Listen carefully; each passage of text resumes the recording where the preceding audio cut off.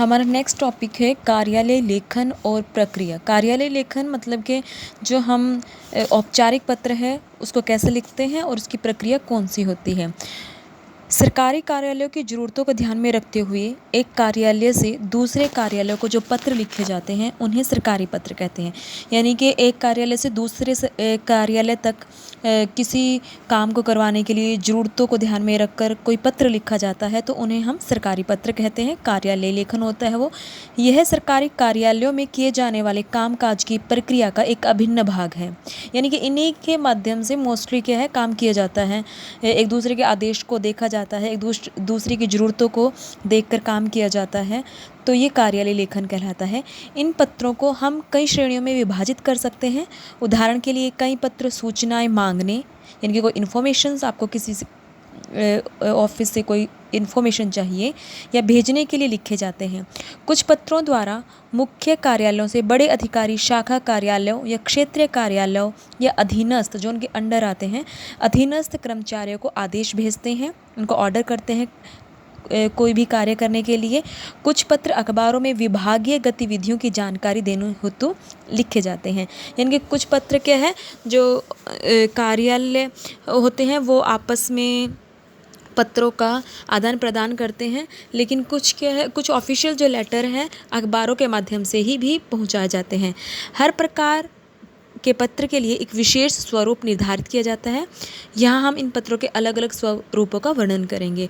मतलब कि एक फॉर्मेट होता है हर एक पत्र को लिखने के लिए कि आप किस पत्र को कैसे लिख रहे हो, और उस जो ऑफिशियल लेटर होते हैं जो आपके कार्यालयी पत्र हैं उनको लिखने के लिए एक फॉर्मेट होता है और उस फॉर्मेट के अनुरूप ही आप उसको लिखोगे। मतलब कि जो आपके अनौपचारिक पत्र होते हैं उनमें आपको क्या फॉर्मेट के अकॉर्डिंग ज़्यादा चलने की जरूरत नहीं होती, नियमबद्धता का ध्यान नहीं रखना होता, लेकिन कार्यालय पत्रों में आपको नियमबद्धता का ध्यान रखना होता है। नंबर 1 है सरकारी पत्रों को औपचारिक पत्र भी कहते हैं। जैसे मैंने आपको बताया कि सरकारी पत्र जो है औपचारिक पत्र होते हैं और जो पत्र आप अपने रिश्तेदारों को, मित्रों को, निजी संबंधियों को लिखते हो वो आपके अनौपचारिक पत्र होते हैं।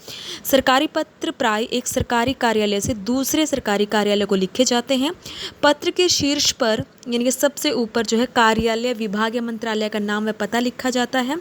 पत्र के बाईं तरफ फाइल संख्या लिखी जाती है, 1 2 3 आप कुछ भी फाइल संख्या लिख सकते हो, जिससे यह पता चलता है कि पत्र किस विभाग द्वारा तय किस विषय के संबंध में लिखा जा रहा है। जिसे पत्र लिखा जाता है उसका नाम, पता आदि बाईं तरफ लिखा जाता है। कई बार अधिकारी का नाम व पद भी लिखा जाता है। अधिकारी के नाम व पते से पूर्व यानी कि पते से पहले सेवा में लिखा जाता है। किसी भी अधिकारी को आप पत्र लिख रहे हो तो उससे पहले आप सेवा में लिखते हो, किंतु अब इसका प्रयोग कम होता जा रहा है। डायरेक्ट अपना यानी कि आप सब्जेक्ट से पहले अधिकारी का नाम लिख के ही शुरू कर देते हो।